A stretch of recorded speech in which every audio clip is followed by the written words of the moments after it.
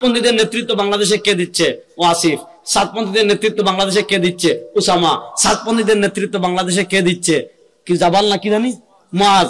সাতপন্থীদের নেতৃত্ব বাংলাদেশে কে দিচ্ছে? আমাদের সিলেটের একটা হারবাল বিক্রেতা আছে আনোয়ার আব্দুল্লাহ। এগুলা তো মনে করেন আমার সামনে, আমাদের বাংলাদেশের বড় বড় আকাবির বাদ দেন, আমার সামনে তো বসা বহু দূরের কথা। কারণ আমি তো ছোট মাঠের খেলোয়াড় না, অনেক বড় মাঠের খেলোয়াড়। বুঝেন নাই? অনেক বড় মাঠে খেলা শেষ অলরেডি আমার, নাসানাবুদ করে দিছি বহুত রে, আলহামদুলিল্লাহ। দেখেন নাই লামাজাবিদেরকে 12টা বাজাই দিছি, বেদাতিকে 12টা বাজাই দিছি। এই এতাআতি রেজাউল করিম আবরারের 5 মিনিট। বসেন। এই যে এরা আজকে দেখেন আমার ছাত্রের ছাত্র যারা, এদের সামনে বসে একটা পৃষ্ঠা পড়ার যোগ্যতা যাদের নাই, একটা আরবি কিতাব খুলে দিলে পূর্ব পশ্চিম বোঝার যোগ্যতা যাদের নাই, কোরআনের এক পৃষ্ঠা শুদ্ধ করে অনুবাদ করার যোগ্যতা যাদের নাই, হাদিসের এক পৃষ্ঠা শুদ্ধ করে পড়ার যোগ্যতা যাদের নাই, এরা আজকে নেতৃত্ব দিচ্ছে কি দিচ্ছে না?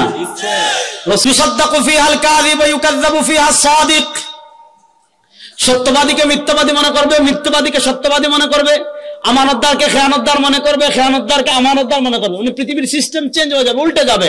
ভালো মানুষকে খারাপ মনে করবে, খারাপ মানুষকে ভালো মনে করবে, বাটপারের নেতা মনে করবে। যার ভিতর নেতার যোগ্য আছে তারা বলবে হুজুর আপনি মসজিদে থাকেন,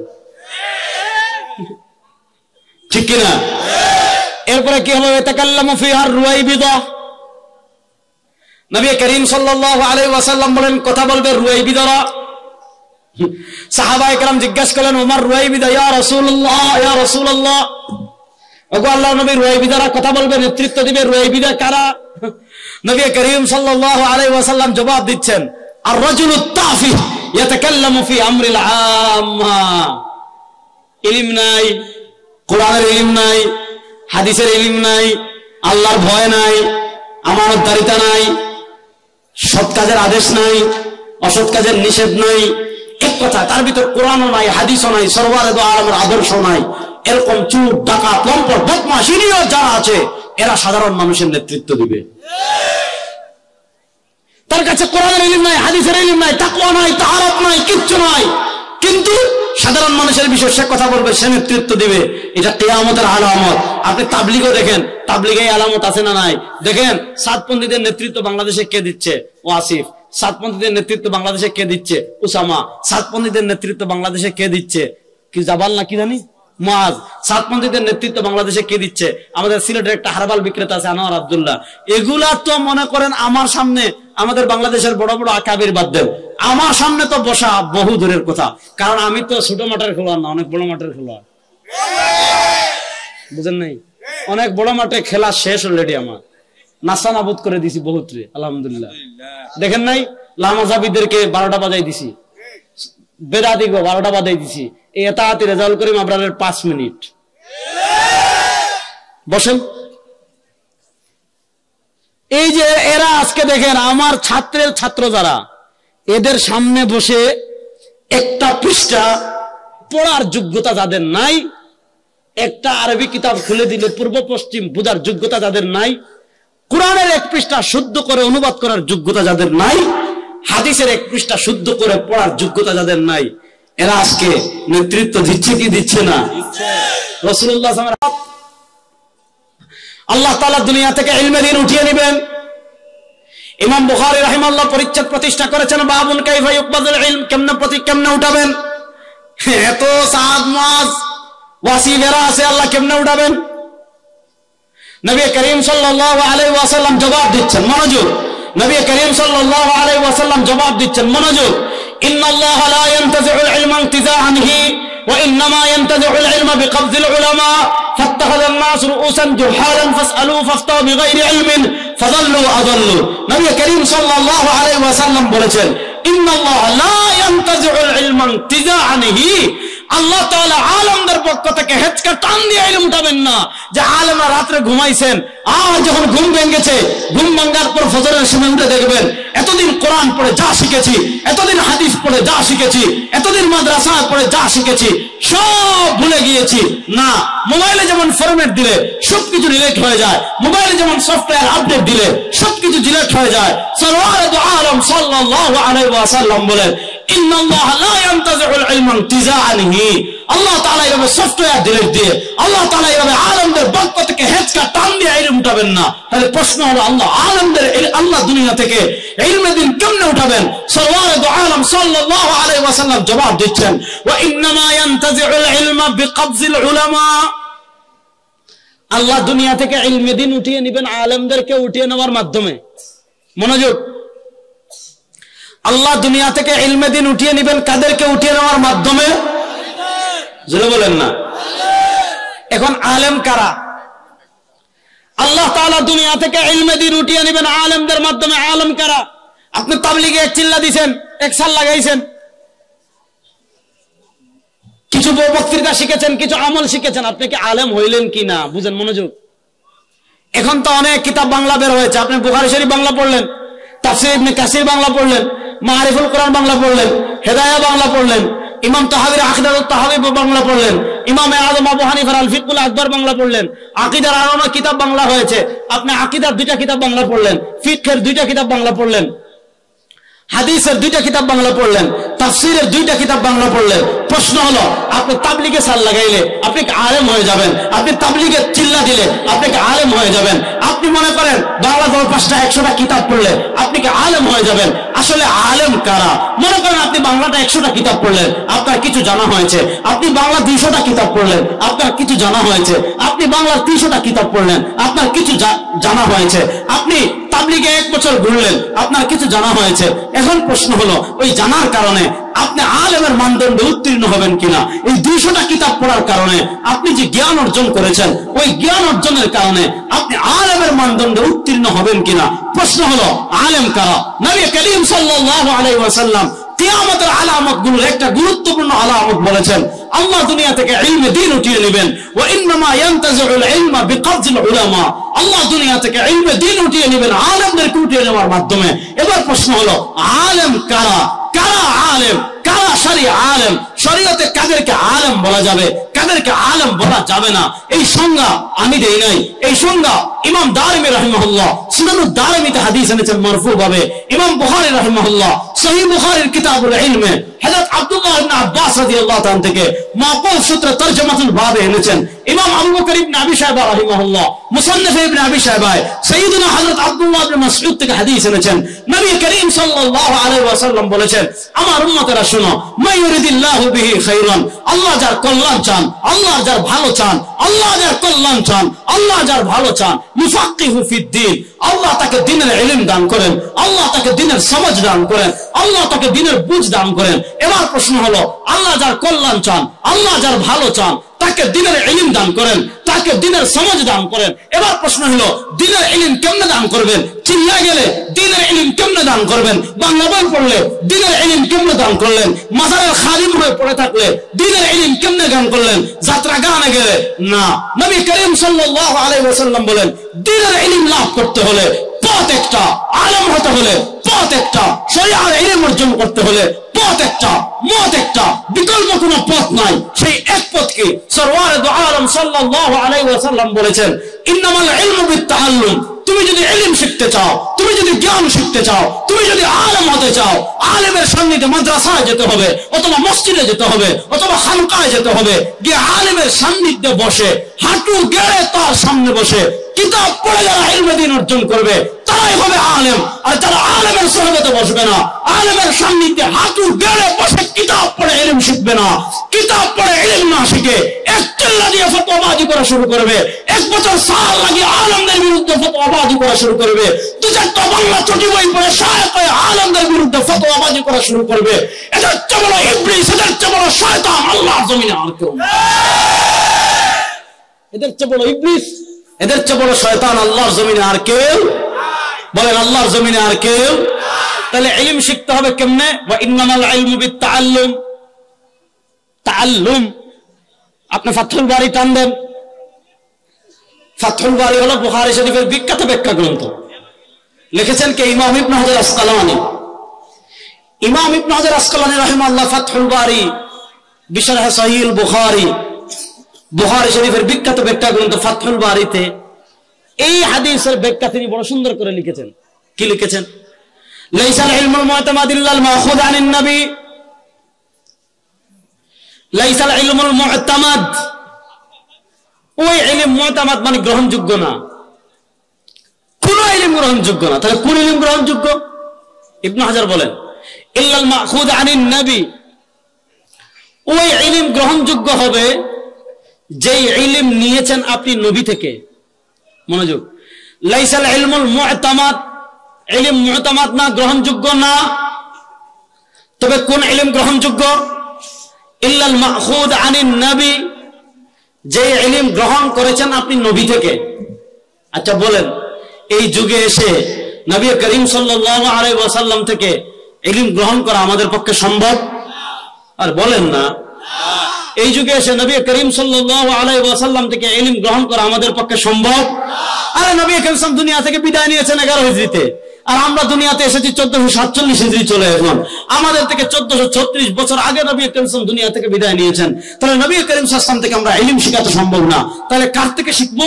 ইমাম ইবনে হাজার বলেন আও আন ওয়ারাসাতিহি, যদি নবীর থেকে ইলম না শিখেন তাহলে ইলম শিখবেন আও আন ওয়ারাসাতিহি, নবীর ওয়ারিসদের থেকে। এবার আপনারা বলেন নবীর ওয়ারিস কারা? বড় আস্তে কইলেন, জোরে বলেন নবীর ওয়ারিস কারা? আলেমরা বলেন নবীর ওয়ারিস কারা? এবার আলেমদের থেকে ইলম শিখার পদ্ধতি কি? তার লেকচার শোনা না। আলেমদের থেকে ইলম শিখার পদ্ধতি কি? তার বই পড়া না। বই পড়লে আপনি জানবেন, এটা ইলম না, আপনার জানাটা বাড়বে, ইলম আরেক কথা। তাহলে প্রশ্ন হলো, ইমাম ইবনে হাজার বলছেন যে আপনি ইলম গ্রহণযোগ্য হবে যদি নবীর ওয়ারিস আলেমদের থেকে ইলম শিখেন। প্রশ্ন হলো, নবীর ওয়ারিস আলেমদের থেকে ইলম শিখার পদ্ধতি কি হবে? ইমাম ইবনে হাজার বলেন পদ্ধতি ফেসবুকে বক্তব্য শোনা না, পদ্ধতি ইউটিউবে বক্তব্য শোনা না, পদ্ধতি বাংলা বই পড়া না, পদ্ধতি বিতারিক তালিম, আপনি তার সামনে গিয়ে হাঁটু গেড়ে কিতাব নিয়ে বসে যদি ইলম শিখেন, ওই ইলমটা গ্রহণযোগ্য। আর এই ইলম বাদ দিয়ে আপনি এক চিল্লা দিছেন, 1 বছর দিছেন, অথবা আপনি মনে করেন বাংলা বই পড়েছেন, লেকচার শুনেছেন, আপনার জানা হবে, কিন্তু এটাকে কখনো ইলম বলা যাবে? বলেন না, এটাকে কখনো ইলম বলা যাবে? তাহলে বলেন 1400 বছর পাড়ি দিয়ে কোরআন আপনাদের কাছে আসছে কাদের মাধ্যমে? আওয়াজ তো বলেন। ফিকহ আপনাদের কাছে আসছে কাদের মাধ্যমে? ইসলামের যত দুশমন আছে, সে ইসলামের ভালো চাচ্ছে না লস চাচ্ছে, সে ইসলামের বন্ধু না দুশমন, চিনবেন কেমনে? খুব মনোযোগ দিয়ে এই পয়েন্টটা বুঝে যুবকরা। যাদেরকেই দেখবেন, শুনেন, এখন একটা প্রশ্ন করে উত্তর দিন, আলেমদের গুরুত্ব তাহলে বুঝবেন। আমাদের দৈনন্দিন জীবনের জন্মলাভ করা থেকে প্রাপ্তবয়স্ক, জন্মলাভ করা থেকে একটা সময় প্রাপ্তবয়স্ক, যে সময় আমরা মুকাল্লাফ না, শরীয়তের কোনো বিধান আমাদের প্রযোজ্য হয় না, কিন্তু আমরা প্রাপ্তবয়স্ক হওয়ার পর থেকে নিয়ে আমরা মৃত্যুবরণ করার আগ পর্যন্ত আমার জীবনের ব্যক্তি জীবন, পারিবারিক জীবন, সাংসারিক জীবন, সামাজিক জীবন, রাজনৈতিক জীবন, অর্থনৈতিক জীবন, ব্যবসায়িক জীবন, রাষ্ট্রীয় জীবন, সব জীবনে যত মাসআলা আসবে, যত সমস্যা আসবে, যত সংকট আসবে, যত কিছু আসবে, আচ্ছা বলেন এই সব সমস্যার সংকট, সেটা ব্যক্তি জীবন কেন্দ্রিক সংকট হোক, পারিবারিক জীবন কেন্দ্রিক সংকট হোক, ব্যবসা কেন্দ্রিক সংকট হোক, অর্থনীতি কেন্দ্রিক সংকট হোক, রাজনীতি কেন্দ্রিক সংকট হোক, রাষ্ট্র কেন্দ্রিক সংকট হোক, আচ্ছা বলেন আমি প্রাপ্তবয়স্ক হওয়ার পর থেকে নিয়ে আমি মৃত্যুবরণ করার আগ পর্যন্ত যত সংকট আমার আসবে, যত মাসআলার সম্মুখীন আমি হব, যত বিষয়ের সম্মুখীন আমি হব, বলেন সব সংকট, সব বিষয়, সব মাসআলার সমাধান ইসলামী শরিয়ায় আছে না নাই? বুঝা বলেন আছে না নাই?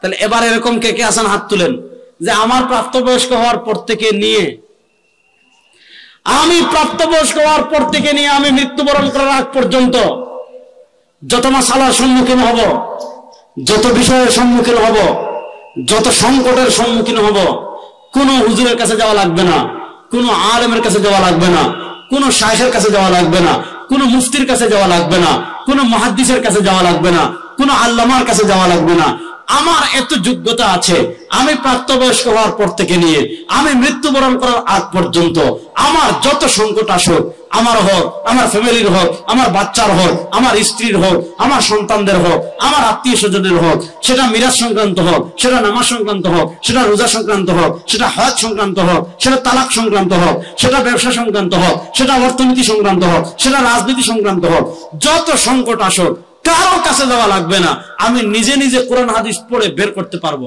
দেখ কোন কোন বাপের বেটা আছেন, হাত তুলেন তো। সম্ভব? আমরা পারবো? বলেন না, পিছনে ভাড়া বলেন আমরা পারবো। তাহলে আমরা যেহেতু পারবো না, তা তার আমাদের আমল করার দরকার নাই। বুঝা বলেন? আমরা যেহেতু পারবো না, সেহেতু আমাদের আমল করার দরকার নাই। তাহলে কেমনে আমল করবো? আলেমদের সান্নিধ্যে গিয়ে আলেমদেরকে জিজ্ঞাসা করে, আলেমদের থেকে সমাধান নিয়ে। আপনি কোরআনের পাতায় পাতায় দেখবেন আলেমদের এত ফজিলত, হাদিসের পাতায় পাতায় দেখবেন আলেমদের এত ফজিলত। আলেমদের এত ফজিলত কেন? আলেমদের এত মর্যাদা কেন? কারণ আলেমরা দিনকে বহন করে পরবর্তী প্রজন্মের কাছে পৌঁছাইছেন।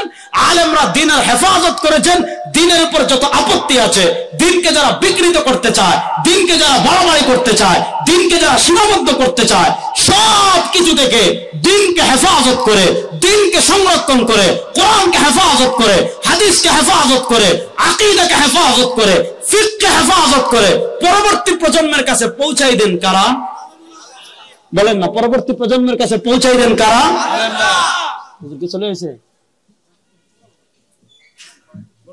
পরবর্তী প্রজন্মের কাছে পৌঁছাই দেন কারা? এখন বাতিল ফেরকা চিনবেন কেমনে? মনোযোগ। দুনিয়াতে সব বাতিল ফেরকার প্রথম টার্গেট কি? সেটা মডারেট ইসলাম বলেন, সেটা ঘন্টা দেওয়া ইসলাম বলেন, সেটা সাদিয়ানি ইসলাম বলেন, সেটা আপনার হিজবুত তাওহীদের ইসলাম বলেন, সেটা সালাফিদের কথা বলেন, সব বাতিল ফেরকা প্রথম টার্গেট করে জনসাধারণের শিকড় কেটে ফেলা। এখন জনসাধারণের শিকড় কেমনে কাটবে? জনসাধারণের শিকড় কাটার পদ্ধতি হলো জনসাধারণ কোরআনের উপর আমল করা, জনসাধারণ হাদিসের উপর আমল করা, জনসাধারণ দ্বীনের উপর আমল করা, জনসাধারণ শরিয়ার উপর আমল করার, জনসাধারণ ইসলামের উপর আমল করার মাধ্যম কি? আলেম। এবার তারা চায় জনসাধারণের সংযোগ কেটে ফেলতে। সেই সংযোগ লাইন কি? আলেম। শুনেন, আমি বলেছি এখান থেকে ঢাকার দূরত্ব মাত্র 40 কিলো। পাড়ি দিতে হলে হাইওয়ের প্রয়োজন হয়।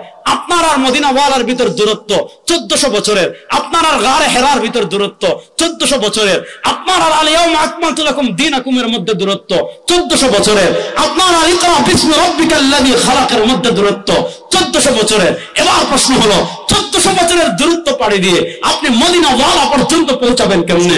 1400 বছরের দূরত্ব পাড়ি দিয়ে আপনি কামলি ওয়ালা পর্যন্ত পৌঁছাবেন কেমনে? 1400 বছরের দূরত্ব পাড়ি দিয়ে আপনি আল ইয়াউমা আকমালতু লাকুম দীনাকুম পর্যন্ত পৌঁছাবেন কেমনে? 1400 বছর পাড়ি দিয়ে আপনি ওই গারে হেরা ইকরা বিসমি রাব্বিকাল্লাযী খালাক পর্যন্ত পৌঁছাবেন কেমনে? ওই 1400 বছরের দূরত্ব পাড়ি দিয়ে যে সংযোগ লাইনের মাধ্যমে আপনি মদিনা ওয়ালা পর্যন্ত পৌঁছাবেন, যে সংযোগ লাইনের মাধ্যমে আপনি গারে হেরা পর্যন্ত পৌঁছাবেন, যে সংযোগ লাইনের মাধ্যমে আপনি আল ইয়াউমা আকমালতু লাকুম দীনাকুম পর্যন্ত পৌঁছাবেন, ওই সংযোগ লাইনের নাম উলামায়ে কেরাম। বলেন, এই সংযোগ লাইনের নাম উলামায়ে। আপনি আমাকে জিজ্ঞেস করেন, আমি বলতে পারবো আমার সংযোগ লাইন ডাইরেক্ট, আমার ফিকহের সংযোগ লাইন ডাইরেক্ট মদিনা ওয়ালা পর্যন্ত আছে, আমার তাসাউফের সংযোগ লাইন ডাইরেক্ট মদিনা ওয়ালা পর্যন্ত আছে, আমার হাদিসের সংযোগ লাইন ডাইরেক্ট মদিনা ওয়ালা পর্যন্ত আছে। এখন তাবলীগের নাম নিয়ে আসবে, হাদিসের নাম নিয়ে আসবে, ফিকহের নাম নিয়ে আসবে। যদি দেখেন ওই তাবলীগের নিসবত মদিনা ওয়ালা পর্যন্ত নয়, ওই হাদিসের নিসবত মদিনা ওয়ালা পর্যন্ত নয়, ওই ফিকহের নিসবত মদিনা ওয়ালা পর্যন্ত নয়, যাদের তোমার নিসবত মাওলানা সাহেব পর্যন্ত, যাদের নিসবত আপনার ফেসবুক পর্যন্ত, যাদের নিসবত ইউটিউব পর্যন্ত, তারা কখনো আপনাকে হেদায়েত দিতে পারে না। সাল্লাল্লাহু আলাইহি ওয়াসাল্লাম বলেন ফালাল্লু এরাও পথভ্রষ্ট ওয়াদাল্লু, তাদেরকে যারা অনুসরণ করবে তারাও পথভ্রষ্ট। সুতরাং আলেমদের সাথে থাকবো তো ইনশাআল্লাহ। কারা কারা থাকবেন? আলেমদের সাথে থাকবো তো ইনশাআল্লাহ। এই আলেমদেরকে যারাই আপনাদেরকে যে সুরতে গুন্টা দিয়ে সহিহ হাদিসের নামে, তাবলীগের নামে যারাই আপনাকে আলেমদের থেকে বিচ্ছিন্ন করতে চাইবে, বুঝবেন আপনাকে রাস্তা থেকে নামাই দিচ্ছে খালে। যারা আলেমদের থেকে বিচ্ছিন্ন করতে চাইবে এগুলা মানুষরূপী শয়তান। রাসূলুল্লাহ সাল্লাল্লাহু আলাইহি ওয়াসাল্লাম বলেছেন না আপনি পথে চলবেন, এটা বলে শেষ করছি। সুম্মা খাত্তা আন ইয়ামিনিহি খুতুতা ওয়া আন শিমালিহি খুতুতা ওয়া ক্বালা ফাফি রাসি কুল্লি তারিকিন শাইতান ইয়াদউ আন-নাস ইলা নারি জাহান্নাম। আপনাকে মুলদারার তাবলীগের গল্প শোনাইয়া ডান দিক থেকে ডাকবে, আপনাকে আধুনিক ইসলামের কথা বলে বাম দিক থেকে ডাকবে, আপনাকে সহজ ইসলামের কথা বলে সামন দিক থেকে ডাকবে, আপনাকে স্মার্ট ইসলামের কথা বলে পিছন থেকে ডাকবে।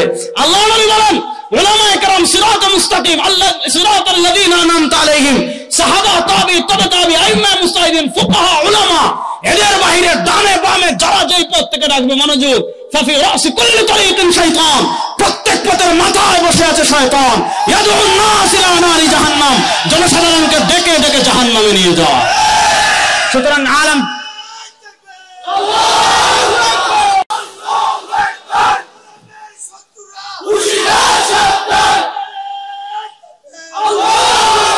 সুতরাং যারা আপনাদেরকে আলেমদের থেকে বিচ্ছিন্ন করতে চায়, যেই পোশাক পরে আসুক, সতর্ক থাকবেন তো ইনশাআল্লাহ। কারা কারা সতর্ক থাকবেন? আল্লাহ তাআলা যে কথা বললাম আমাদের সবাইকে আমল করার তৌফিক দান করুন। ইন আসাবতু ফামিনাল্লাহি ওয়া ইন আখতাতু ফামিন্নি ওয়া মিনাশ শাইতান। সুবহানাকাল্লাহুম্মা বিহামদিকা আশহাদু আল্লা ইলাহা ইল্লা আনতা আস্তাগফিরুকা ওয়া আতুবু ইলাইক। আসসালামু আলাইকুম ওয়া রাহমাতুল্লাহ।